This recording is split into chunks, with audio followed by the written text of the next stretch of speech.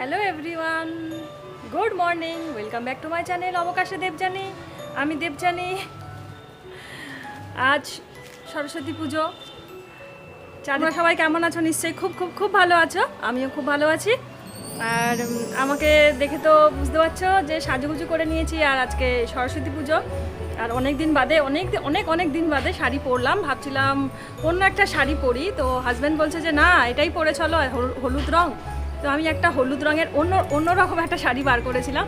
তা বলছে যে আলমারির মধ্যে তো শাড়িগুলো রেখে রেখে তো ওগুলো তো পচে যাবে, মানে নষ্ট হয়ে যাবে, তাহলে সুযোগ আছে, তুমি কেন শাড়ি পরবে না, পরো।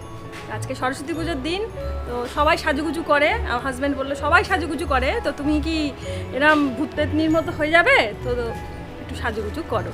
আর কোথায় যাচ্ছি সেটা বলি। তো আমার এক বান্ধবী, মানে আমার বিয়ের পরে এখানে বলতে পারো, সেটা আমার বান্ধবী মীনাক্ষী, ওদের বাড়িতে যাচ্ছি। মানে ওর হাজব্যান্ড আমার হাজব্যান্ডের বন্ধু ছিল। তো অনুপম দা এখন আর আমাদের মধ্যেই, তো তাদের বাড়িতে যাচ্ছি। তো ওর মেয়েটাও এখন অনেক বড় হয়ে গেছে। যদি আমার ঠিকঠাক, মানে বিয়ের পরে যদি ঠিকঠাকভাবে আমার যদি সন্তান থাকতো, তো হয়তো মীনাক্ষীর মেয়ের বয়সী, মানে পৌলমীর বয়সী হয়ে যেত। তো সেও এখন অনেক বড় হয়ে গেছে, মানে আমাদের থেকে অনেক বড় হয়ে গেছে। তো মীনাক্ষী কালকে আমাকে ফোন করে বললো যে তোরা চলে আসিস কালকে, সরস্বতী পুজো করছে আমার মেয়ে বাড়িতে। আমি বললাম ঠিক আছে। আর মীনাক্ষীর একটু পরিচয় দিই, ও একজন স্কুলের টিচার। আর আর ও বাড়িতে এবছর সরস্বতী পুজো করেছে। তো আমাকে বললো যে তোরা সকাল সকাল চলে আসিস, তাই জন্যই এত প্রস্তুতি। তো সকাল সকাল বলেছে, তো সকাল সকাল আমি বেরোতে পারলাম না, অনেকটাই এখন বেলা হয়ে গেছে। বুঝতে পারছো, বাইরে রোদের তেজটা দেখেই বুঝতে পারছো যে অনেকটাই বেলা হয়ে গেছে। আর আর কি বলবো, আর যদি ওদের বাড়িতে যাই, তোমাদের সাথে আলাপ করাবো। যদি ওরা ক্যামেরা ফ্রেন্ডলি হয়, যদি ক্যামেরার সামনে আসতে চায়, তাহলে তোমাদের সাথে একটু আলাপ করিয়ে দেবো। আর না হলে তো বুঝতেই পারছো, সবাই তো হয় না, তো তাহলে আর আলাপ করাতে পারবো না। মানে ছোটোখাটো করে ঘরোয়া অনুষ্ঠান হচ্ছে, ওদের বাড়ির মানুষজনই থাকবে। তো সবাই মিলেই আমরা একটু আজকে সবাই দেখাশোনা করবো, মানে দেখাশোনা হবে। কারণ এই করোনার জন্য এই প্রায় 1 বছরের উপরে হয়ে গেছে আমাদের সাথে দেখা সাক্ষাৎ হয়নি। ফোনে কথা হয়, কিন্তু সেভাবে কোনো কথাবার্তা হয় না।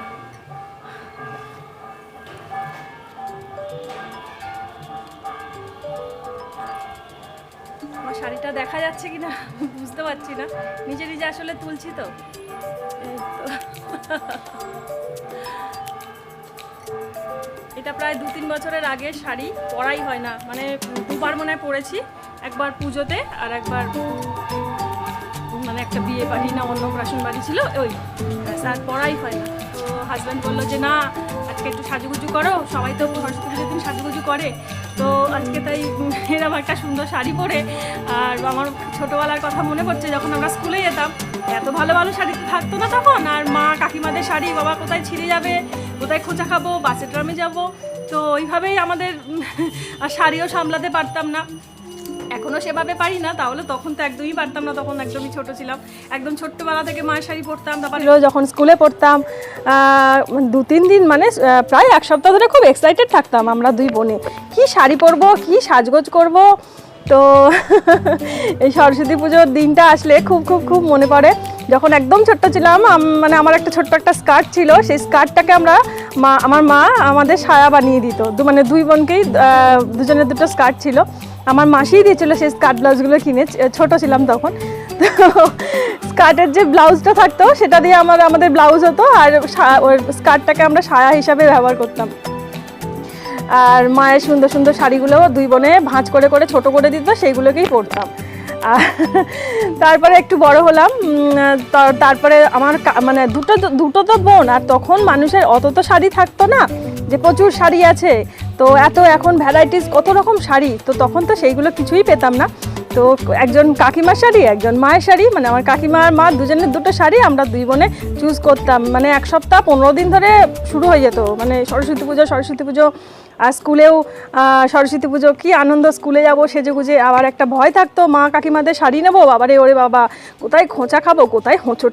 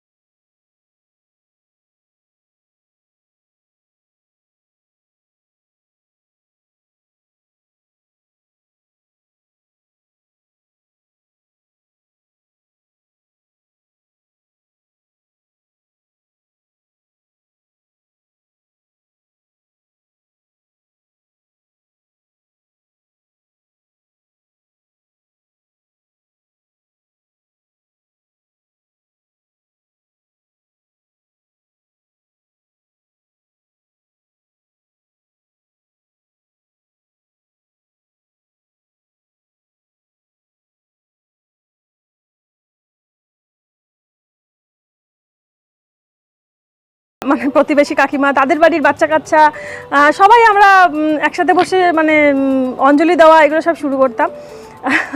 তারপর বাড়িতে খিচুড়ি রান্না হতো, কুলের চাটনি, খিচুড়ি, বাঁধাকপি, মানে অনেক অনেক, আবার কখনো ফ্রাইড রাইস, বিভিন্ন রকম হতো।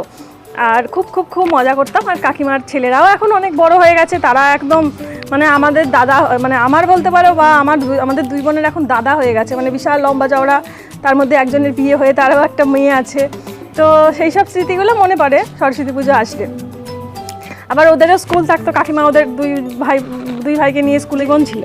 তো সরস্বতী পুজোটা আসলে প্রতি বছরই মানে ভালো লাগে, কিন্তু না আবার একটু মানে বিষণ্ণ লাগে, মনটা খারাপ হয়ে যায় যে আমরা এতগুলো বছর কাটিয়ে চলে এসেছি। ছোটোবেলার কথা খুব খুব খুব মনে পড়ে, মানে ভীষণ, আবার আনন্দও হয়, আবার একটা ভীষণ একটা কষ্টও হয় মনের থেকে। এই ছোট্টবেলাটা আর জীবনে কোনোদিন ফিরে পাবো না। তো আর এইটুকুই শুরু করলাম। দেখছো চারিদিকে তো গান বাজনা শুরু হয়ে গেছে। আর যতটা পারলাম একটু ফাঁকেই একটু তোমাদের সাথে একটু কথা বলে নিলাম, মানে ব্লগটা শুরু করে দিলাম। তাহলে তোমরা আবার সঙ্গে থেকো, দেখি সারাটা দিন আজকে কীরকমভাবে কাটাই। নিশ্চয়ই ভালোভাবেই কাটাবো। আর তাড়াতাড়ি করে চটপট করে বেরিয়ে পড়ি, অনেকটাই বেলা হয়ে গেছে। ঠিক আছে, আমার সঙ্গে থেকো তোমরা।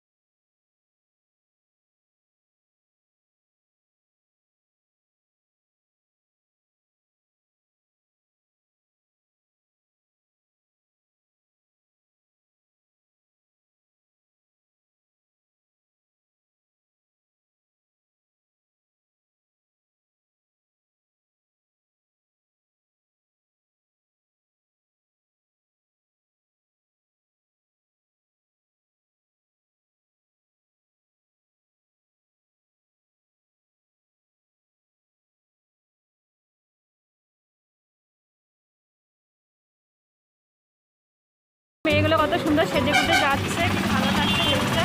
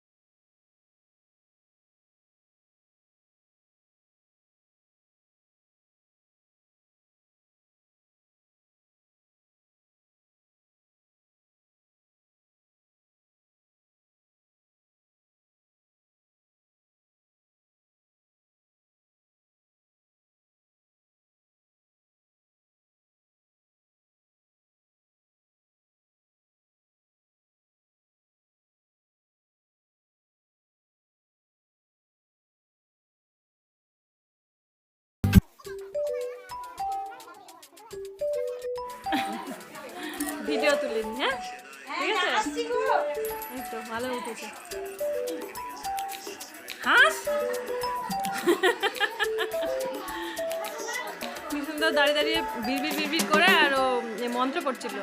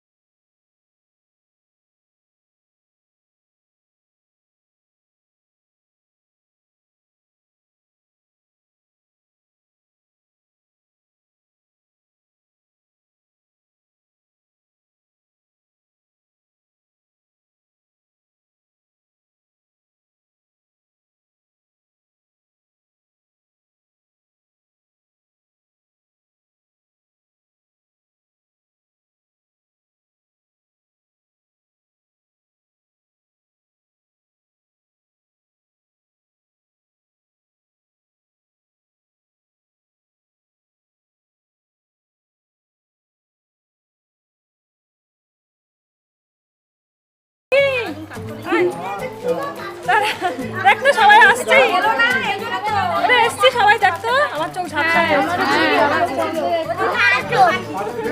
এসে গেছি। বলবি তো আমি কে হই বল। আচ্ছা আচ্ছা আমি বলে দিচ্ছি দাঁড়া। এই হচ্ছে আমার মীনাক্ষী মানে বান্ধবী, আর এ হচ্ছে মহাশ্বেতা, এও বান্ধবী, এ হচ্ছে মোনালিসা, এও বান্ধবী, আর এ হচ্ছে আমার মেয়ের মতো পৌলমী, এখন দিদি হয়ে গেছে মানে লেডি হয়ে গেছে, লেডি পৌলমী। আর এইটা বোনপো, আচ্ছা এটা হচ্ছে আমার বোনপো, এটা বড় বোনপো, আর এ হচ্ছে আমার ছোট্ট বোনপো। টাকা টাকা ওখানে টাকা একটু তুলে নিচে, ছবি তোলার ব্যাপারে এক্সপার্ট। ওই মুন্নি, হ্যাঁ এই তো উঠেছি। পৌলমীকে দেখিয়ে দিলাম।